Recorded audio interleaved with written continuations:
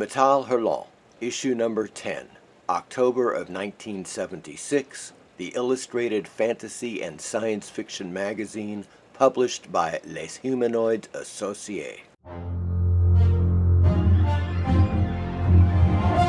Greetings, friends. Today we are looking at issue number 10 of Metal Hurlant, published in October of 1976 by Les Humanoides Associes. Starting with issue number 9, Metal Hurlant went monthly. Previously it was a quarterly publication, kicking off with a fantastic cover by the incredible VOSS. Now, you've seen VOSS if you've watched my other Metal Hurlant and Heavy Metal magazine videos. You have seen plenty of VOSS. This is one of a few covers that he did for Metal Hurlant. The conquering femme fatale hero who has just downed some kind of mutant dinosaur. Once again, Hai-Lu, typically speaking, especially in the first 10 or 20 issues of Metal Hurlant, they always had the inside cover, and they were a distributor of science fiction books. As you can see, the list here: Brian Aldiss, Isaac Asimov, Pierre Boulet, Arthur C. Clarke, Philip K. Dick, Robert Heinlein, H.P. Lovecraft, Sturgeon, of course, Silverberg, Vonnegut, you name it. And then we have a short editorial here with a great illustration by Serge Clerc, an ad for Hugo Pratt's Fort Wheeling, and a little one-pager here by Moebius featuring Major Gruber. Contents page and Major Gruber, as I just stated. Of course, Psycho Rock by Macedo. That's pretty insane. Francois Riviere, Les Labyrinthes. Moebius with what translates to Is Man Good? Followed by VOSS, again, Chapter 4 by Druillet. Return of the Book Eaters, with a variety of writers here, including Dionne and Manœuvre. Les Garages Hermétiques, of course, the airtight garage of Jerry Cornelius by Moebius. Dionne comes up after that. Then we have Picaret and Tardi with Polonius Chapter 3. Serge Clerc, Bing Crosby, The Christmas Robot. VOSS, Coincidence, on page 56. And then we have Artist Forrest, page 59. The Continuing Adventures of Roger Fringat by Loeb, page 67. Something About Vodka Smirnoff by Patrick Lesueur. And Maquette by Yannick Dionne. An ad for various books here. And then we kick it off with the infamous Rock Blitz by Sergio Macedo. Now, if you've seen my previous heavy metal videos, you've seen this, because of course it was reprinted in English in Heavy Metal magazine, one of the early issues.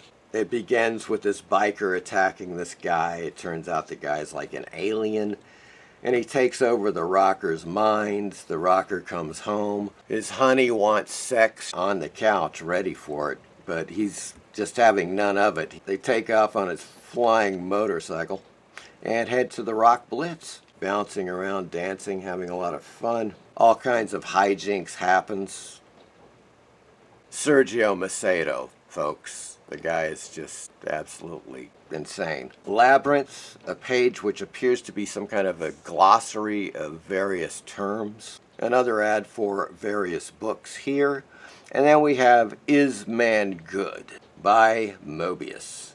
Space cadet, he's on a planet. He's well armed. He's walking around. He's readying his weapon here. He hears a lot of people walking in the distance, so he gets his weapon ready and he starts blasting, and they're coming closer. Fantastic colors on this, by the way, by Moebius. Just, once again, top notch. And so he climbs up on this rock to get a better view, see what's going on. And here comes the horde of alien creatures, or perhaps they're indigenous creatures, and they're coming to get him. And they get a hold of this guy. As you can see, they rip his clothes off, and the lead creature grabs his ear, rips it off, and this is continued. Check it out. So the creature has got his ear, He decides to eat it, and he's chomping on it. There's something wrong, and he spits it out in disgust. They let the guy go. And so the question is answered. No, man doesn't really taste that good. And we are on to chapter 4 of VOSS by Philippe Druillet. A little less detailed than some of the other chapters, but still quite effective. Associes.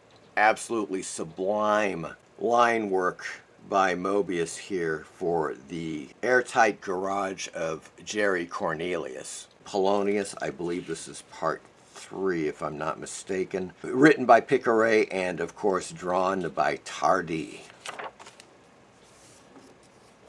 And here's some craziness by Serge Clerc. Always loved Serge Clerc's style. Loose, really fun. This one is called Bing Crosby, the Christmas Robot in Space. Primo VOSS here with La Coincidence. Just the classic style, always with just the incredibly hot female forms. Here we have artist Forrest doing this story. And, I mean, the art, the coloring, I think, is really quite good, you know. It's very loose, very lewd and crude, as you can see. The Adventures of Roger Fringat in 1976.